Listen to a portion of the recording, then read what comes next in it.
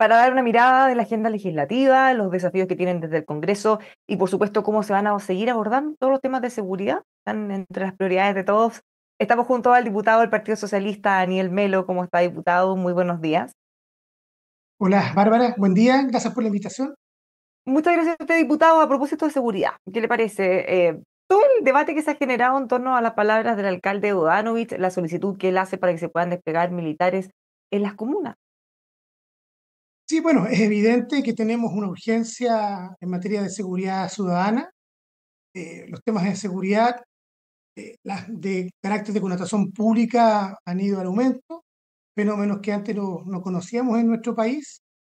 Eh, Todo lo que tiene que ver con el crimen organizado, estas bandas transnacionales, los problemas también en zonas urbanas, en el caso de la región metropolitana, no solo en el alcalde Bodanovich, en el caso de Maipú, que es lo que hemos visto esta semana, sino que si uno va un poco más atrás, también ha tenido que vivir el propio alcalde Luis Astudillo, la comuna Pedro Aguirre Cerda, sus vecinos, o nuestro amigo el alcalde Gustavo Toro en San Ramón, a propósito de los funerales narcos. O sea, hay un fenómeno delictual que tenemos que enfrentar, y tengo la impresión de que, a propósito del debate que se ha suscitado respecto a la presencia, ¿no es cierto?, de las Fuerzas Armadas en las zonas urbanas. Hoy mismo el presidente también salió a esa posibilidad a la evaluación. Yo creo que eso es positivo. Yo soy de las personas que cree que el gobierno debiera ser un poco más audaz y poder avanzar en estas materias para el resguardo de la infraestructura crítica, por ejemplo, en puntos concretos. Más allá, yo valoro todo el esfuerzo que ha hecho el gobierno, pero hay situaciones que son excepcionales como las que estamos viviendo y tengo la impresión de que en ese sentido hay que ser mucho más audaz, mucho más, yo diría con mucha más convicción, ¿no es cierto?, con más fuerza. Ahora se genera un tremendo debate ayer dentro del mismo oficialismo porque hay algunos que creen que son muy necesarios, sobre todo los alcaldes, otros que dicen que esto, entre populismo o desconocimiento, o sea por la razón que sea, en realidad no corresponde. Pero el presidente Gabriel Boric sorprendió hoy abriéndose a la posibilidad de incorporar militares en algunas funciones específicas. ¿Qué le parece eso? Yo creo que este es un debate que es legítimo dar, la verdad. Hoy día en el Congreso está el proyecto de ley de infraestructura crítica que faculta también a las Fuerzas Armadas a cumplir también otro tipo de tareas, ¿no es cierto? Porque hoy día solo tenemos el estado de excepción eh, como un instrumento legal, ¿no es cierto?, para que las Fuerzas Armadas se puedan desplegar en determinados territorios bajo determinadas condiciones, que es lo que ocurre en la zona sur del país, ¿no es cierto? Y que hemos ido eh, mes a mes, semana tras semana, aprobando acá en el Congreso, con buenos resultados. Y yo creo que es importante la señal que da el presidente de la República. Yo quiero valorarla y respaldar la posibilidad de que el Ejecutivo evalúe esta situación y de manera seria pueda ir tomando estas determinaciones para poder enfrentar este tipo de fenómenos.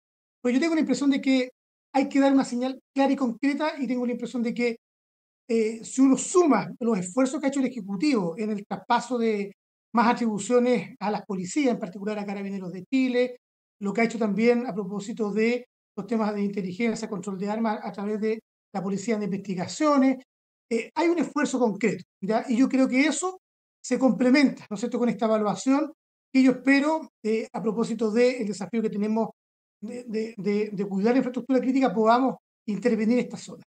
Claro, pero ¿qué le parece en particular? El presidente, que hasta hace algún tiempo, hasta hace antes de ser presidente, había sido muy crítico con los militares, cualquier función que pudieran desarrollar en alguna materia, incluso antes de los estados excepcionales.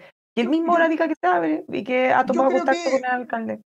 Yo creo que en un momento todos fuimos críticos. Acá lo importante es que cuando uno gobierna, tiene que gobernar para las grandes mayorías. Acá hay una realidad que tiene que ver con los temas de delincuencia, lo vivimos día a día, y por lo tanto valoro la decisión que ha tomado el presidente de evaluar esta posibilidad.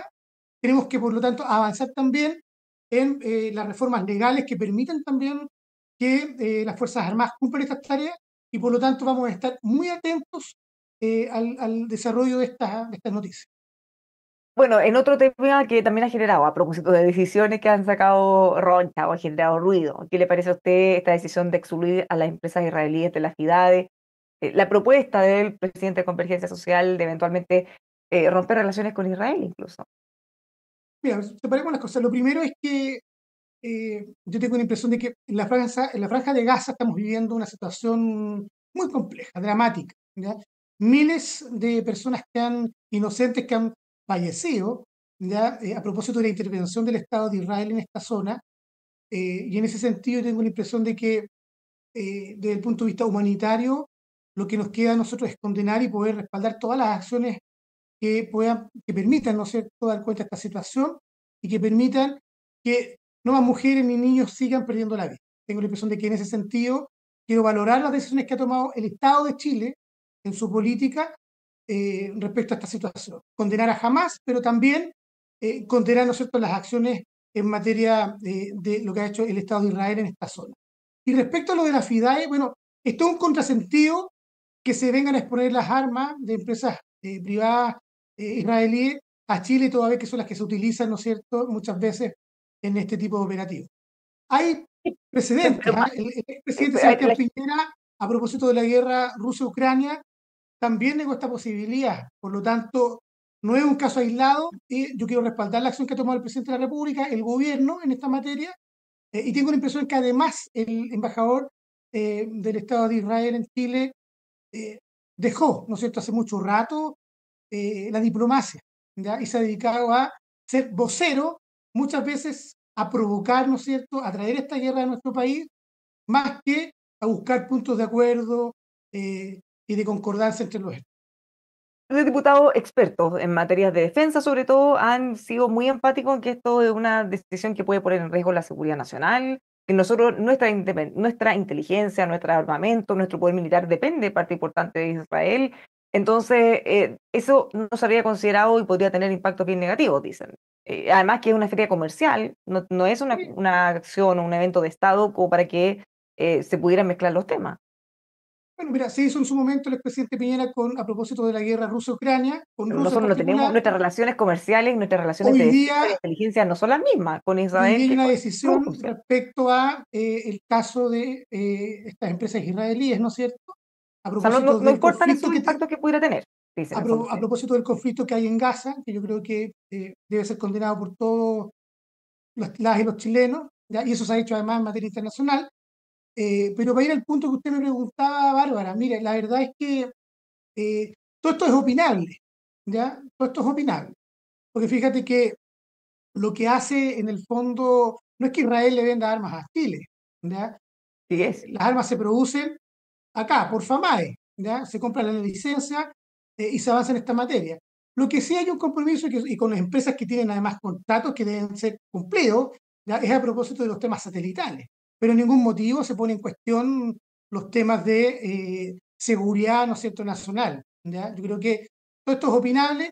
Acá hay una decisión del gobierno, yo quiero respaldar la acción que ha tomado el presidente de la República, también el ministro de Relaciones Exteriores sobre estas materias, y si uno pudiera hacer un emplazamiento directo es efectivamente al embajador de Israel, para que deje en el fondo de ser vocero de una guerra cruenta y que se baje por el lado de la diplomacia, ¿ya? Yo tengo la impresión de que ese es su rol, ¿ya?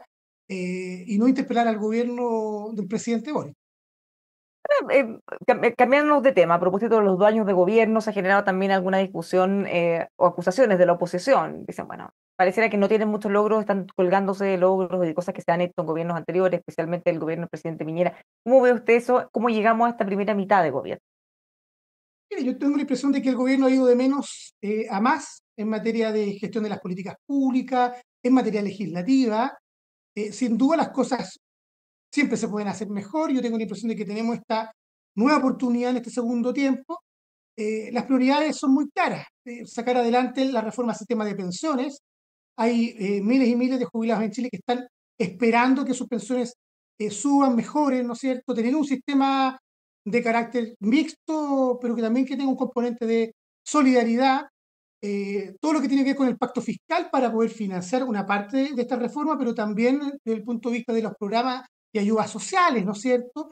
Eh, y también los temas pendientes en materia de salud, educación, ¿ya? Y por cierto, una cosa que es central, que conversábamos al principio de esta entrevista, los temas de seguridad ciudadana. ¿Ya? Yo tengo la impresión de que en ese sentido ahí están puestas las prioridades y yo creo que en este segundo tiempo el gobierno tenemos que volcarnos con toda la energía a sacar adelante esta agenda pública y si uno pudiera emplazar a la derecha, en este caso, a la oposición en particular, bueno, es que dejen de ser una oposición que obstruya absolutamente todo, ¿ya? Y que podamos buscar los puntos de acuerdo. Porque cuando se vota en contra de la reforma de pensiones, por ejemplo, o de la reforma de pacto fiscal en su momento, a quien se le genera un daño no es al gobierno en sí, sino que a los chilenos y chilenas que están esperando que sus pensiones mejoren, de tener más recursos, por ejemplo, para poder gastar en materia de seguridad ciudadana o mejorar los temas de salud que están pendientes en Chile. Entonces, tengo la impresión de que también es una oportunidad para la oposición para cambiar su rumbo, para tener una oposición mucho más dialogante, que ponga los intereses del país, que es lo más importante, creo yo, en este momento. Usted mencionaba educación del pasado, hoy día se da cuenta que hay cerca de 3.000 niños que no tienen matrícula escolar y hay una desesperación porque no tienen colegio, ya no es solo que les quede un poco más cerca, un poco más lejos, en otra comuna incluso. ¿Qué se hace en esos casos? Porque o sea, es un derecho constitucional, un derecho humano tener, poder acceder a un colegio. Sí, yo creo que con urgencia tiene que haber un plan de contingencia para hacerse cargo de esta realidad, Pero ¿ya? ¿por qué Porque estamos viendo esto ahora, diputado, en detrás marzo, de estos cuando ya 3.000 niños y deberían niñas adolescentes hay familias, ¿no es cierto? Pero el Estado tiene el deber de garantizar ese derecho constitucional para poder acceder, ¿no es cierto?, a los servicios que provee el Estado en materia de educación. Entonces, yo no pudiera hacer un llamado al gobierno, al ministro, es que pudiéramos con mucha urgencia dar cuenta de aquello, ¿ya? A mí no me cae la menor duda que el ministro Cataldo tiene esto como parte de la agenda y hay que solucionarlo a la brevedad.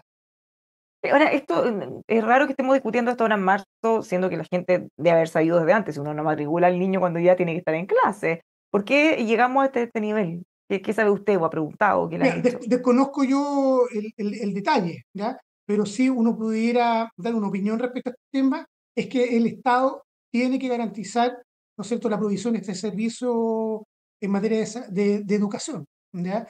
Y en ese sentido yo esperaría que ojalá pudiéramos implementar a la brevedad un plan de contingencia para dar cuenta de esta realidad y buscar los por qué ocurre esto actualmente en nuestro país. Uno pudiera Es un sumarle tema, algo más, ¿ah? A propósito de los ¿sí? temas de seguridad ciudadana, es eh, ¿qué hacemos con los jóvenes y niños y niñas que hoy día están fuera del sistema escolar? No es que se hayan quedado sin colegio, sino que Desertaron. derechamente a propósito de la pandemia, ¿no es cierto? Y otras razones, hay deserción escolar, ¿ya? Creo que hay una medida en materia de prevención también de delitos, pero también de hacernos cargo de los temas de cohesión social, muy importante a propósito del debate respecto a qué hacemos, ¿no es cierto?, en materia de prevención para poder enfrentar los temas de seguridad ciudadana. Ahora, mirando un tema práctico, técnico, el acuerdo administrativo, ¿se ha ido enredando eso? Ya deberíamos tener también claridad respecto a quién va a presidir la Cámara, la mesa de la Cámara. Desde Demócratas, PDG han dicho que no van a votar por un comunista. ¿Qué va a pasar ahí? ¿Cuándo vamos a tener novedades? Bien, lo primero, una declaración como de principio. Ya nosotros, al menos como bancada socialista, vamos a respaldar los acuerdos que hay previos en materia de dar gobernabilidad a el acuerdo administrativo para la corporación, ¿no es cierto?, la Cámara de Diputados y Diputadas. Eso es lo primero, ¿ya? Segundo, yo lamento que tengamos que estar discutiendo esto cada 8 o 9 meses, que se ha vuelto una tónica, ya cuando la agenda legislativa debiera ser la prioridad del Congreso, en materia de seguridad ciudadana, en los temas de reforma al sistema de pensiones, ¿no es cierto? O cómo se avanza, ¿no es cierto?, para poder tener un mejor sistema de salud. Tengo la impresión de que esas son las prioridades que están puestas por la gente, y no esta discusión entre políticos que solamente les interesa a los políticos, a los 155 parlamentarios que están acá en el Congreso. Entonces, yo tengo la impresión de que uno debiera avanzar con mucha más rapidez en estas materias. Nosotros vamos a respetar los acuerdos.